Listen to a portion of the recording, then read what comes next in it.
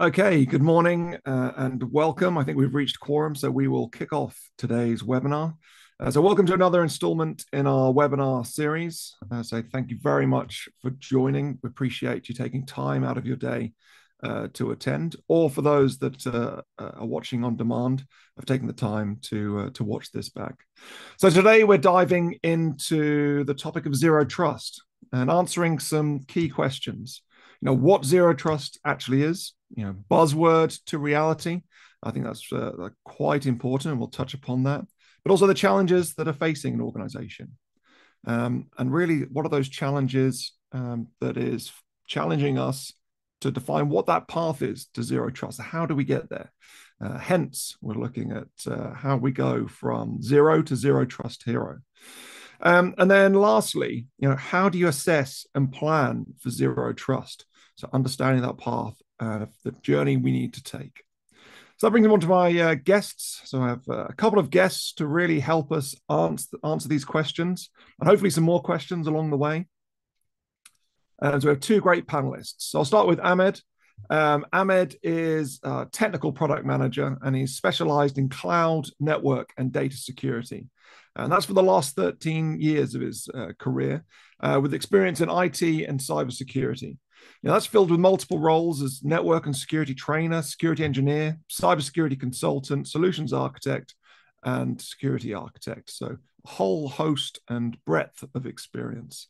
And he's mainly focused on recently CNAP, so cloud security technologies, SASE, which is an important part, and stealing your thunder there, Ahmed, of zero trust. And then lastly, the zero trust architecture that we're talking about today. I was also joined by Tony. So Tony is a senior cyber risk and assurance advisor with Integrity 360, and has been a cybersecurity and technology leader for over 20 years, with experience managing information security, cybersecurity, risk, and information technology. Tony's experience and expertise lies in building, managing, and securing corporate IT systems and services, and that's all in the name of reducing risk in a highly regulated industries. So onto the agenda. What are we touching upon today? So firstly, as I said, what is zero trust? So understanding exactly what that means. And then we're looking at the path of how we go from zero to zero trust hero. And that really lies in zero trust readiness. So looking at the technical controls, how we can use a framework to be able to assess and where we're going. And then lastly, the recommendations and roadmap. Then importantly, once we've understood that, we need to look at how do we gain the business buy-in, because that's critically important. We can define what we like and plan a journey, but we need the entire business behind us. And then it'll leave it to summarize and look at our key takeaways, and then dive into the Q&A. There's a Q&A function as part of Zoom. Please make use of that and ask questions as we go, and we'll answer those at the very end. Now, the last thing before I hand over to Ahmed is just to mention we will be running a number of polls throughout the webinar. When they pop up, please answer those. And again, we'll look at the insights that we can gather from those in the Q&A session. So that's it from me for the time being. I'll hand over to Ahmed to kick us off. Yeah, thanks, Rich, for the introduction, and thanks everyone for joining us today. So we're going to start with the, I would say, traditional and the preferred introduction for any webinar I have ever actually attended when we talk about zero trust, which is the old traditional security castle, fortress, and moat analogy. So, and that's the truth. Like for over, I would say, 20 years, this is how security was architected around the concept of perimeters. So you have a perimeter, usually you have your perimeter firewall and the other security controls in your perimeter. And that implies that when someone is inside, when someone goes past these defenses, they are trusted. They are one of us. They are an allowed and permitted user or entity. However, that's not the modern reality of IT and corporate networks, because now there are no perimeters in the traditional concept, I would say. Applications, data, and users' devices are everywhere. So And because of that, the security concepts and the security approach that organizations has changed.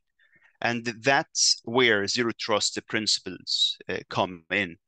So you'll see here the more, I would say, common definition of zero trust security principle, which is never trust, always verify, every access, every device, every user, every time. But what this really means, so yeah, personally, whenever I see this motto or slogan, never trust, always verify, I say, yeah, fine, but how? Or what does this in a practical way mean? So there is another definition, and that is more practical, and I personally prefer more. First of all, think about airports. So this is the closest security model to zero trust. So it's not just about a perimeter, but first of all, there is a lot of contextual and risk-based controls for someone to be allowed into the airport. Once you go through security, once you go through the check-in desks, etc., there is always continuous validation within the airport itself. You are only allowed to specific places within the airport. There are many restricted departments, so there is least privilege access or rail-based access approach within the airport. There are cameras everywhere. There are security officers everywhere. So there is continuous monitoring, reauthorization, and validation. You are only allowed to a specific terminal, which means that's basically we have removed that implicit trust. Once you're in, you're not really in. And which means that the security approach, this is a better, I would say, description or definition of zero trust. It's the security approach that organizations adopt to mitigate access risks. Access here is keyword. Access risks associated with networks, applications, and data. These are accessed by identities and devices. So these are your 5 pillars, right? So identities, devices, networks, applications, or workloads, and data. By reducing implicit trust. Yeah, removing or never trust, that's brilliant. That's maybe too ideal. So a more practical way to describe it is by reducing implicit trust, hopefully moving to the ultimate goal of removing trust. So a quick, brief history of zero trust. It's really born out of breach fatigue. So as we said, perimeter firewalls, VPNs were king, perimeter-based security. 2010, that's like 15 years ago, Forrester coined the term zero trust, stating that trust is a vulnerability. There are along the years, Google, for example, started with zero trust architecture, and they tried to remove that concept of trust around 10 years ago. Then there was the booming of cloud first and remote work, hybrid work models. So zero trust frameworks started to appear. And then nowadays, zero trust moved from theory to mandate, whether that because of executive orders, regulations, or actually also because technologies and solutions started to catch up and build a lot of the new security controls and solutions around zero trust principles. So, which means that zero trust isn't really new, but it's finally necessary. It's finally really important, and people and organizations, security leaders started to be more aware of the importance of zero trust. But it's not always easy to change that mindset and also to reflect that change on your strategy and security policies and technologies. So there are challenges. Many businesses find it really difficult to do that shift to zero trust principle. So first, we want to agree on 2 statements. The adopting zero trust is a strategic business decision. This is where it has to come from, driven by risk and the current digital state of the organization. So it's risk and where are the corporate most important assets that we are trying to protect. And the second state is that this zero trust strategy now starts to drive tactical projects to implement zero trust controls. Makes sense. However, the problem here is prioritizing these technical projects will eventually lead to complex architectures. And the second challenge is that the dynamic nature of risks, plus the changes that happens to the corporate assets, may deem the strategy that was initially defined and agreed perhaps suboptimal or inefficient. It's no longer entirely fit to purpose, I would say. So the solution here is, first of all, you gotta prioritize the strategic zero trust plan for protecting high value assets and at the same time addressing the use cases with the highest risk of compromise. So where is my crown jewels, first of all, and where the highest potential of risk or compromise? So these are the two components that kind of direct my zero trust strategy and help me prioritize which controls, which pillars I'm addressing first. And the second point is that periodically we have to go back and evaluate this zero trust strategy, make sure it's always fit to purpose, make sure it's aligned with the current and most recent business requirements, and that it stays fit to purpose. And with that, it's time for our first poll question. So please, as Rich said, take a few moments to read it and answer it. So how important is zero trust for your organization's security strategy? Is it mission critical? Is it important, but there are many other initiatives that it is competing with? Perhaps it's somewhere relevant or early to really look at zero trust, or maybe it's not a priority at the moment. So the poll question will remain open for another minute or so. So please take your time and answer it. So after now we get that understanding, or we agree on what zero trust is and why corporates and organizations are adopting zero trust, what are the challenges with zero trust. Let's have a look at the path to zero trust. So our very common, I would say, life cycle structure here, we have the 5 different phases because, of course, zero trust is a phase and it's a long-term strategy and program. So starting with the assessment. So you gotta establish the baseline and readiness to adopt zero trust, which is again 2 parts. You have the technical controls and you have the framework, the compliance, the framework, the regulations, the governance piece. So the technical solutions and security controls plus the framework piece.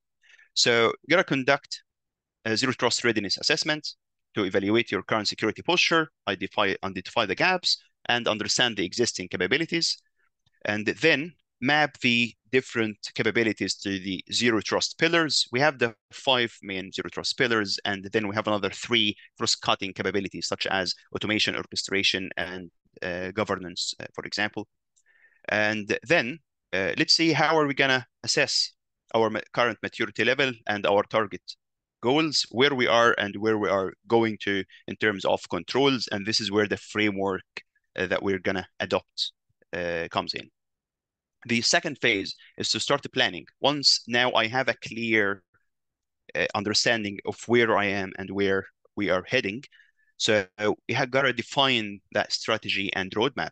So to develop the zero trust strategy, again, that's the one that we will keep coming back to periodically assess. Set the prioritized goals, as we said, based on the high value assets and the scenarios where the highest risk of compromise are, and engage the stakeholders. You have to engage the different stakeholders from the different technical or security related business units or the business and the board, so that you have this top-down approach to prioritize, or at least to give the proper priority to the zero trust initiative. Moving to design. So we start by architecting now we start talking about the actual solution. So this is where the tactical projects comes in. So which controls are we targeting first? We know that from our strategy. So how are we gonna approach the implementation phase? So we architect the zero trust framework. Now that's done. Map the security controls. Now that's done, but on a lower level, we start approaching the design of each one. Like one example if we are talking about a very famous, I would say, and commonly used example or use case, remote access VPN to zero trust network access, for example. So that will be one of them projects for that we need to fulfill the design for. And it's also important to remember it's not always doesn't always require like a new solution or a new technology. In many cases, you can leverage existing solutions by adjusting how these are designed, how the process and the configurations are to apply zero trust principles. In stage number 4, we approach the implementation stage, and that's clearly crucial. But in the same time, it has to be gradual. So starting with pilot implementations, test zero trust, the concept and technology. So using the same example of remote access VPN to ZTNA migration, we'll start with one group, for example, or one user group in this case. What are the destinations they need access to? And start with piloting the zero trust concepts. The same for data access, the same for the different technologies across the pillars that we will talk about in a few minutes. The second part will always be monitoring and adjusting. So there has to be an established feedback loop from all the different, let's say, pilots or partial implementations of zero trust controls back to the program to see if that strategy and the plan and designs really fits the business needs, especially because, as we highlighted earlier, these business needs may change during the time of implementation, definitely during the lifetime of the zero trust adoption program. Once we're done with implementing, let's say, tactical project number 1, we need to start maintaining and optimizing our solution and our zero trust technology control. So continuous monitoring, that's very important. And we're not just talking here about like monitoring in the wider meaning of security monitoring, but not just that, but also how this feeds into my threat detection program. So for example, now there are other telemetry that I can ingest and contextualize within my threat detection and prevention strategy and solutions. So continuous monitoring, that's extremely important. Performance metrics. So we have to always keep measuring how these changes are affecting our users' performance and our users' usability of their how this affects their day-to-day business, how this affects their access to the data application they need to do their day-to-day jobs.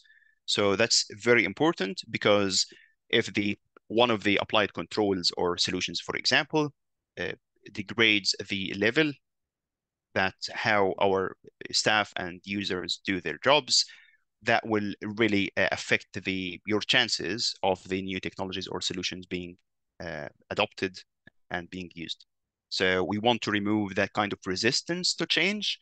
And to do that, we want to make sure that we keep a proper level of user satisfaction along the line of adopting the more zero trust aligned solutions and security controls.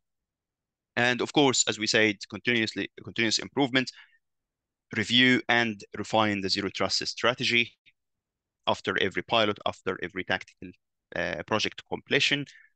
Make sure that you are using this feedback loop to adjust the direction that you're heading to, or perhaps reprioritize or change slightly the priorities of the different controls that you are trying to apply. So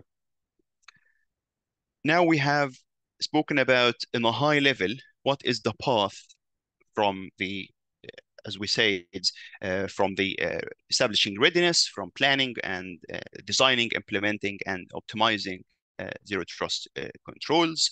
So we will dig deeper into the first phase, which is the assessment piece. So to establish baseline and readiness. And as we highlighted, it's 2 parts, the technical solutions and the controls. that are part of the zero trust strategy, and then the framework that you're gonna adopt. So covering the before we cover the technical solutions and controls readiness assessment, that's the time for our second poll question. So where is your organization today in its zero trust adoption journey? So if you think about the 5 phases that we have discussed. So perhaps you have begun implementing and have made good progress already, or you have completed a readiness maturity assessment, but now it's time for you to start with the planning, design, and adoption. You're planning to start, but haven't yet, or we're not currently considering zero trust at all. So the poll will remain open for some more time. So please take your time to answer it. At the end, Rich will walk us through the results of all the poll questions, which are usually very insightful. So moving to security controls. And yeah, sorry, one more thing. Please use the Q&A section if you want to ask any questions. There is a lot that we're trying to cover in this webinar. So please feel free if there is one point that we want to more information on to ask a question, and we will go back to answer these questions at the Q&A section at the end. So now my favorite part. Start talking about the different technical solutions, the technology that makes all this really happen. So of course, given the time that we have today, so we will walk through just quickly the 5 pillars, given some examples of the key controls that you may want to evaluate. And you'll see the technical solutions that are usually aligned under each of them pillars.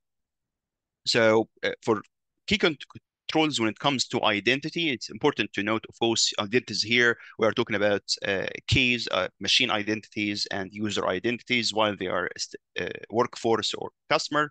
So it can be something as foundational as enforcing MFA, moving to more key controls like conditional access, risk-based access policies, how is your PAM is configured, for example, privilege escalation, and how would that affect zero trust, for example.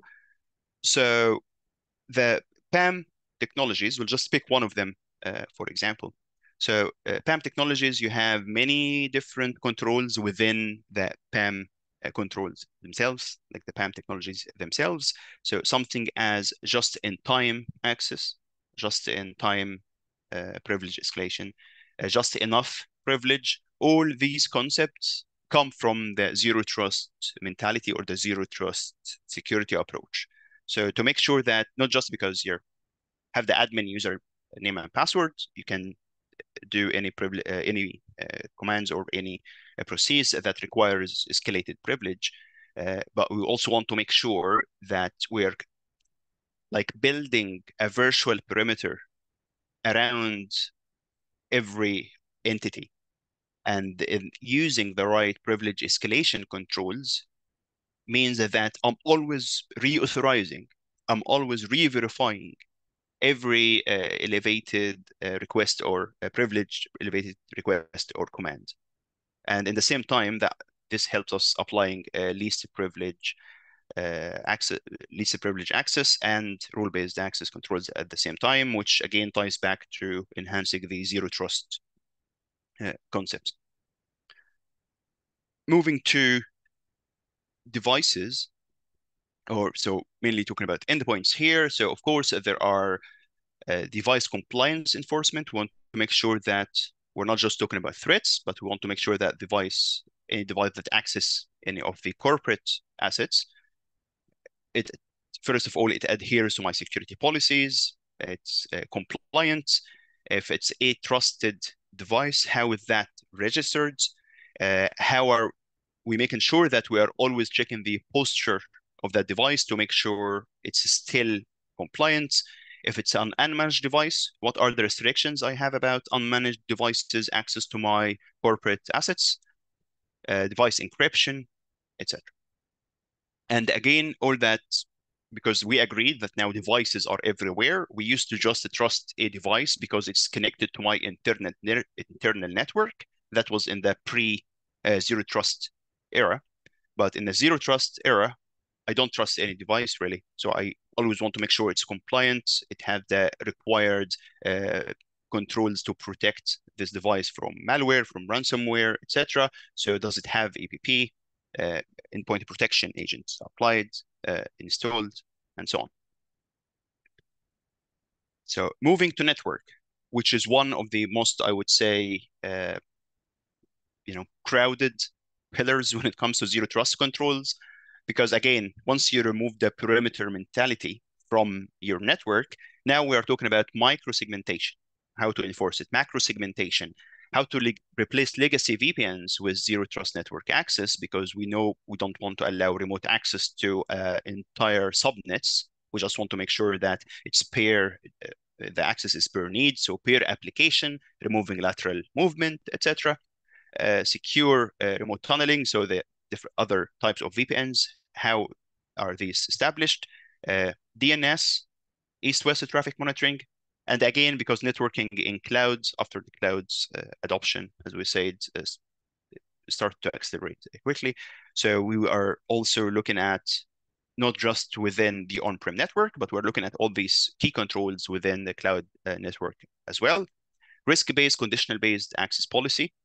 So for impossible travel is one of the very key, again, like very common examples we always use when we're talking about risk-based access. You have the MFA, you have the username and passwords, the device perhaps is protected and everything, but there are contextual information that we need to that solutions need to understand so that they can apply the proper risk-based and conditional-based access policies as well.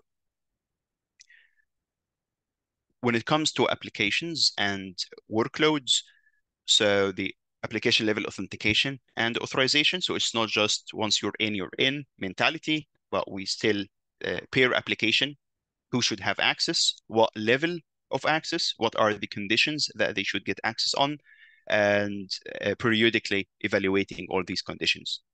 The segmentation, similar to network segmentation, and clearly SaaS, which is a very obvious example why corporations are adopting zero trust. So that's literally where your data is no longer within, under your full control. I would say it's hosted in another company's infrastructure. So SaaS security posture reviews, cloud access security brokers, etc. So all these controls that are tied to the technical solutions, such as CASB or SSPM, for example, all these are now much more focused on.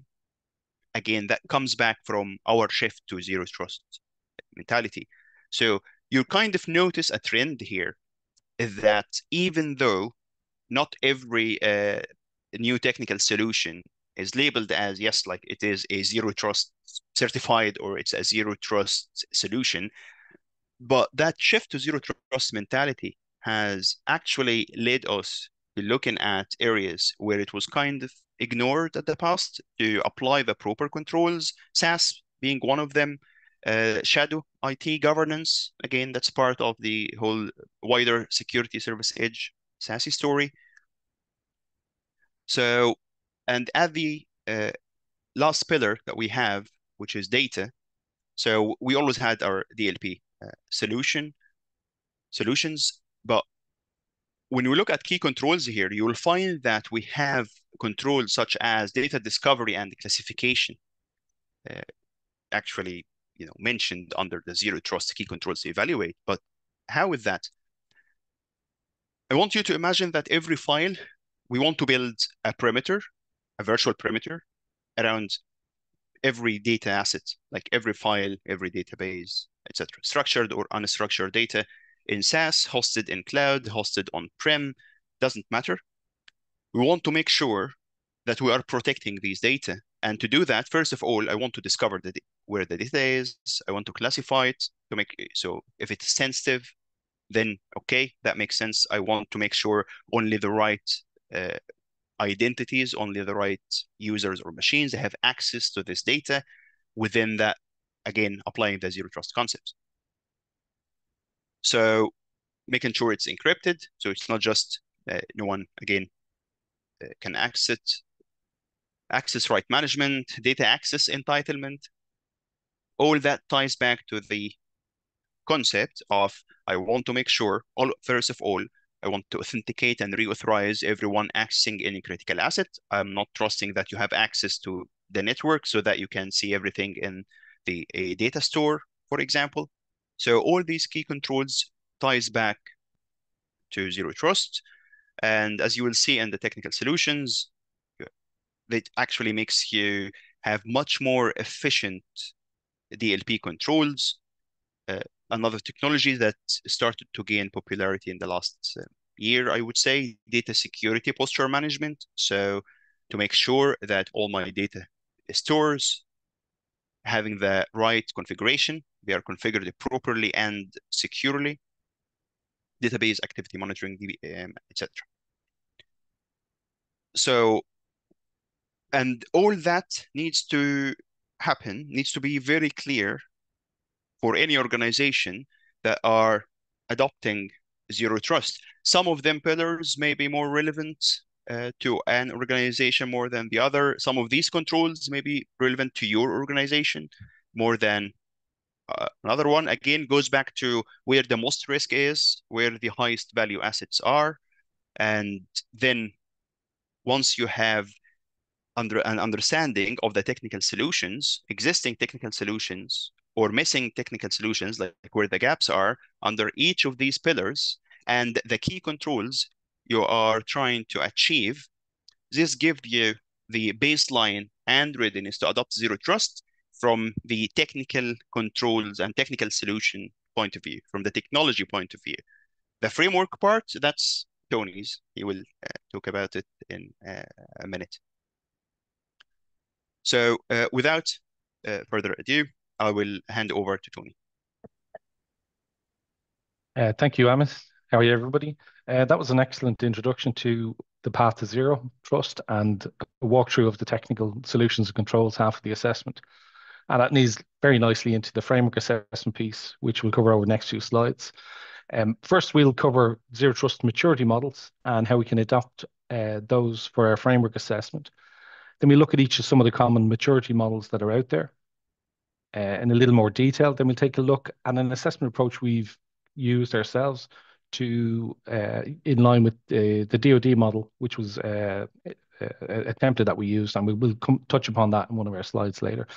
We'll also discuss how to gain executive buy-in through common benefits, business scenarios, and other resources that are all available on the internet. We'll take a look at aspects then of governance of a zero trust program, and what needs to be in place. And as Ahmed alluded to earlier on, you've got to continuously improve this. This isn't a one-stop project that you just run off and then stop. It's going to continuously assess this, and that's where the governance piece will kick in, and we'll come to that towards the end. So I'll move into the first slide. So a little bit about the path to zero trust. Ahmed touched upon the assess piece, and he's really covered the technical piece in a lot of detail. But now we'll discuss the framework. But there isn't any framework really out there in the wild, but there are maturity models, and we're leaning on the maturity models for inspiration and to give us a kickstart to start our assessment piece. So just quickly looking, they have the zero trust maturity from the NSA. We have Microsoft maturity model for zero trust. We also have CISA's model. It has the 5 pillars: the visibility and analytics, the automation and orchestration piece, and the governance piece. And then we have the DoD zero trust model as well. So let's look in a little bit more detail on the NSA piece. So before we move on, though, we'll take a key takeaway is that less than 1% of large organizations had a mature zero trust strategy. So clearly there's a challenge out there in the market, and people probably are struggling with where to start. We know a lot of organizations will have plenty of these controls that Ahmed touched upon in place, but putting them together in a strategic fashion is probably the challenge that most organizations face. So moving on, just looking at the NSA, starting with the NSA Zero Trust Maturity Model, which has two distinct phases or stages. It talks about organizations without zero trust that are at the preparation stage. And I think that's really where our discussions are lying today, both in the technical piece and in the framework assessment piece. You have to conduct an assessment activity. You have to start somewhere. To start somewhere, you're going to need to uh, anchor yourself towards one of these maturity models in the absence of a dedicated framework. So we've leaned on the maturity models as our inspiration for putting together our framework assessment. And the preparation piece is where we're all going to start and focus the conversations over the next few slides. In the NSA model, they also have a basic, where you look at there's organizations that have implemented fundamental integrated capabilities. Then they have, moving up the levels into intermediate, there's refined capability. Integration is a key word. You're not going to throw out all of your existing technologies. You're going to keep some. You're going to integrate with the new stuff. And that's probably where a lot of the challenges will be for organizations choosing what to decide and what to implement and what to keep and what to integrate. Then towards the advanced, there's more, deploy advanced protections and controls with robust analytics and orchestration. That's where we can see your SIEMs, your SOARs doing all of the heavy lifting there. AI might play a role at that advanced level as well. So I did want to highlight a statement from the NSA paper, which recommends embracing the zero trust security model. And when considering how to integrate zero trust concepts into an existing environment, that's really important. I think then these zero trust efforts should be planned out as a continually maturing roadmap. Again, emphasizing the continual piece, I think, is key. It's not set it and forget it. You're going to have to continuously revisit this over a prolonged period if you want to mature. So we start with a framework assessment, but then later on you might start looking at real maturity assessments right up towards audits at some stage in the future. And then you go from the initial preparation, basic, intermediate stages, and advanced. Okay.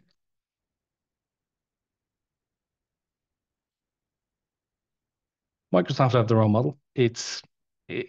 All of these models lean on the original guidance from NIST 800-207 that Ahmed mentioned earlier on the roadmaps. Microsoft have broken into three distinct phases. There's the traditional phase where you can see where most organizations sit today. They haven't started their zero trust journey. They haven't started is the message. They haven't started. So we need to do an assessment. We need to tie to a framework and start this assessment piece. And that's where Ahmed has covered the technical piece. And now we move into the framework assessment piece. Microsoft do a good job of putting together their architecture for, if you're a Microsoft house, they have a nice diagram about that. You can see how AI is now creeping into that model as well. And that will play a role in the future, if not now, for some organizations.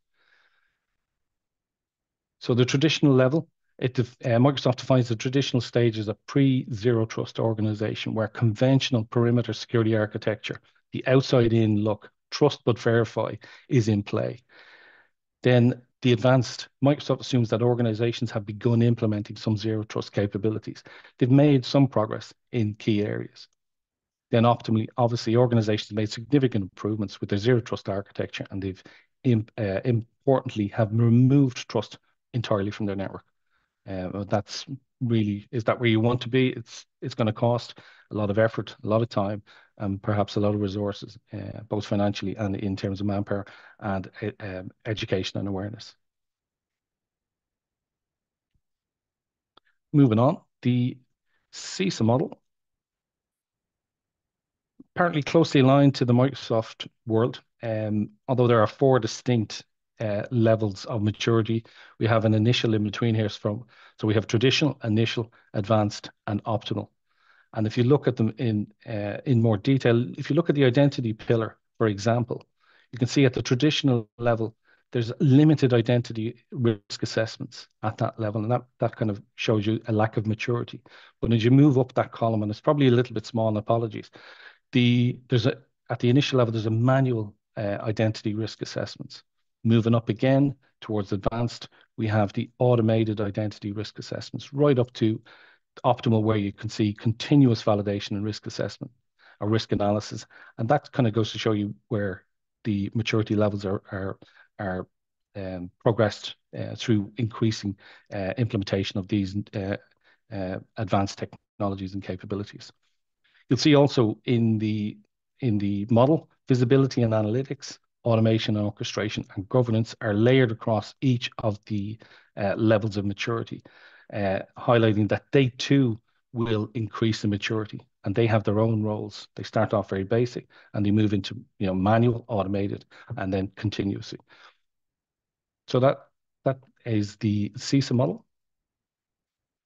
Moving on to one of the more complex models that's out there is the DoD Zero Trust capabilities model.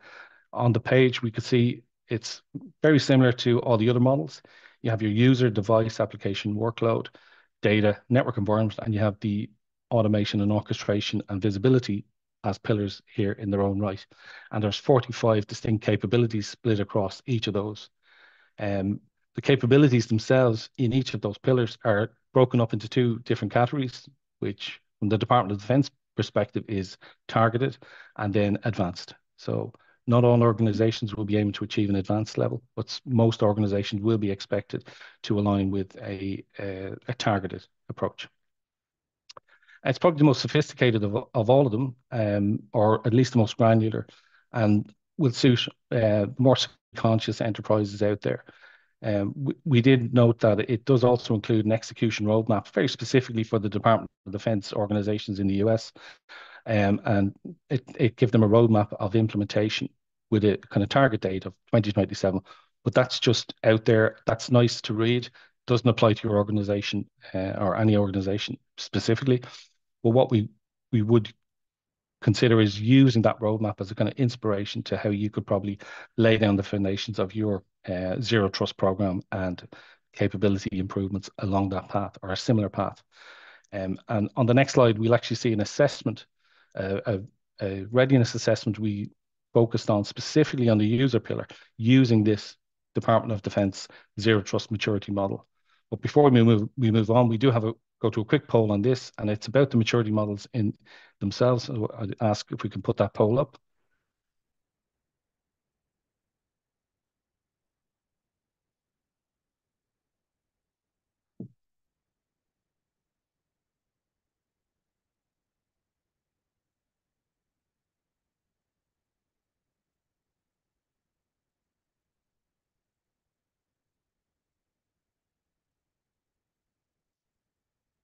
Many thanks for that. I think we'll move on. The next slide we will cover is a sample framework assessment. Being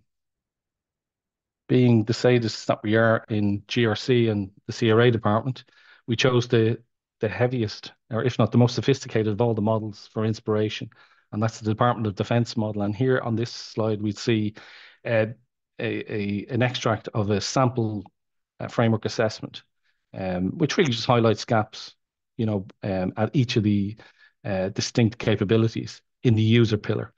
And they're all outlined. You may have noticed on the previous slide that each of the capabilities had a 1.1, 1.2 for user inventory, conditional user access, etc. So in this example, and it's just a demo, we have put down a gap where we could highlight gaps, what's fully implemented, what's partially implemented, and what may not be implemented at all in your organization or in a sample organization. In this example, the DoD seemed most appropriate. It's high level. Goes into quite some detail as well, but we outline the gaps, what's implemented, what's not, and what's partially implemented. This can be adapted though. We could turn this into a maturity model further down the line, but that's a separate thing. But at the moment, this is about, the assessment piece that we spoke about at the beginning. You're starting your journey. You don't need to be looking at maturity at this stage or audit. You want to kick off and find out what you have, what you don't have, and what you can keep and what you can integrate together. I think that's really the part that this is going to help us with. That's the formation of the beginning of that journey that we're on in assessing what you have, what you don't have, and then that integration piece. And then on the next slide, what would that all come to? We spent a bit of time with a demo customer. We've walked through your user inventory. You have that capability. We've looked at your device capabilities. We've looked at the applications workloads, but we were able to provide a summary of that to the organization as such that would keep us on track, show us where the the areas where we have key gaps, etc. And that slide is just a sample that ties in with the previous slide at a higher level. And it can be adapted to suit more maturity, so we can put specific levels of, preparation, initial, advanced, and optimal, if that needs to be the case. But for the purpose of the demonstration, it was just fully implemented, partially implemented, and not implemented. The next slide. So after you've done your assessment, you've got your summary, you have your report, but you now need to put it all together. You need to start planning, and Ahmed kind of touched upon the planning piece and the roadmap, the need for a roadmap. So again, the DoD model, just for an example, again, focusing on that user pillar, we highlight the 1.1 user inventory. In this example, the DoD targeted for their organizations, put, a plan together between 2023 and 2024. We have to have implemented user inventory. You can see it's in a light green, and that meant that was a targeted and essential mandatory piece, our capability. Whereas on the right-hand side, the FY 28, 29 milestones, they're more advanced and probably, very specific to the DoD in this case. But I found very, very useful as a roadmap template, and something that I would envisage could be used for organizations going forward. You might have your own variation of this if you were to adopt the DoD approach.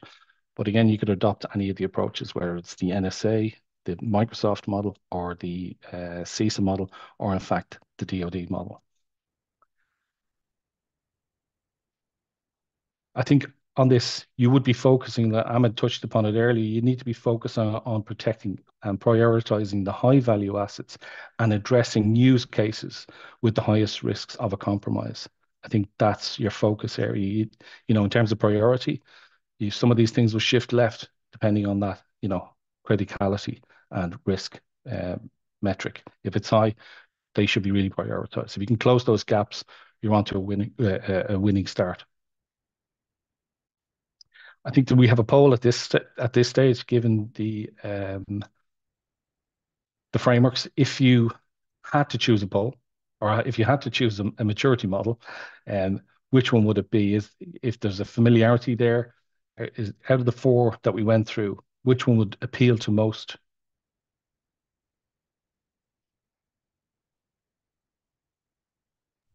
I think we'll run that in the background there, Tony, as we need to crack on. We're sort of approaching the hour, so we'll pick up the pace.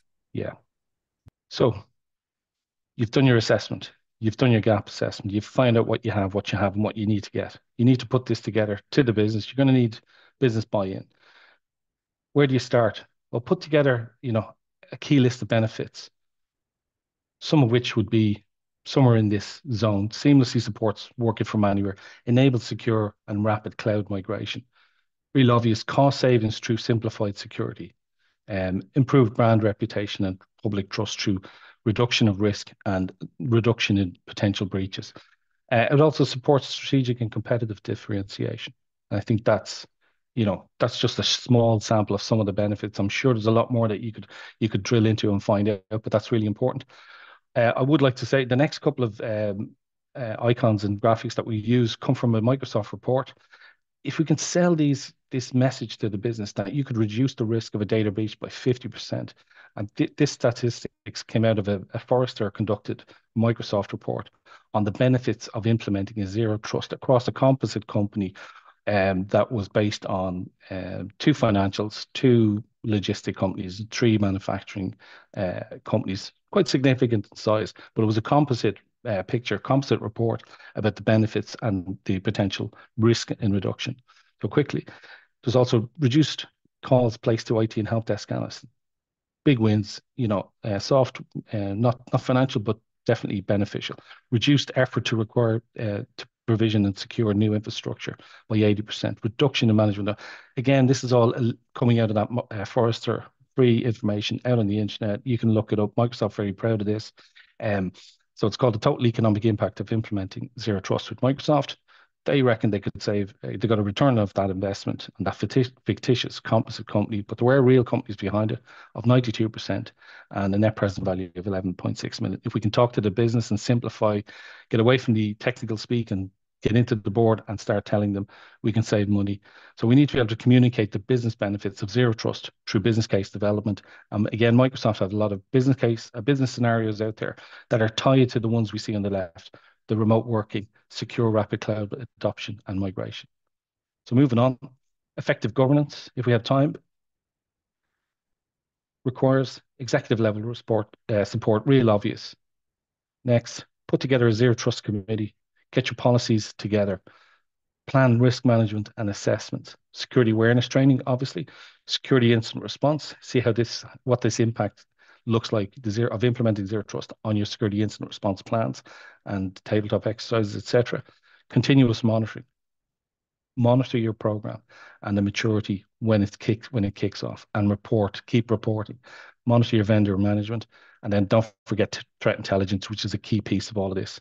Key takeaway: once you start your journey, it's important to continuously evaluate, direct, and monitor all of the above. If you're getting support from stakeholders, there's no point in, getting that initial, resource or signing off on the project.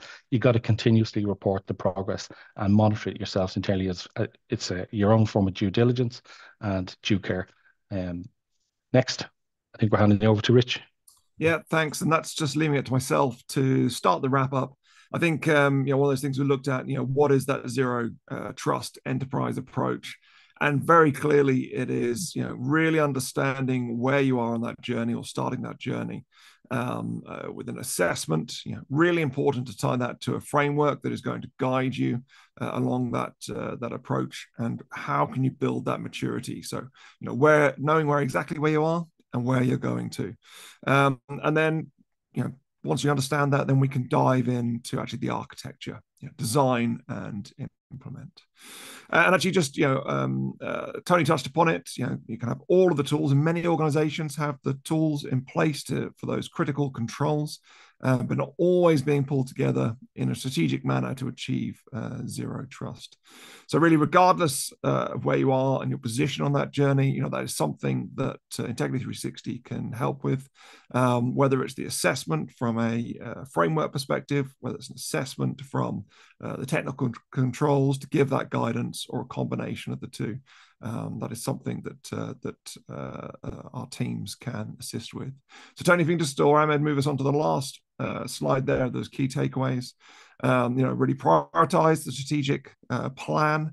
In terms of that adoption journey, assessment, as I talked about, design, and then adopt progressively, and making sure that we are continuously looking at how we can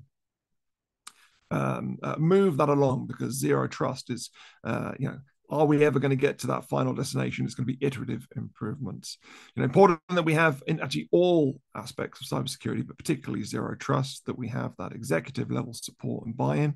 To do that, we're going to need to really communicate the benefits of zero trust, and looking lastly at those sort of scenarios to ease the adoption and gain the required support.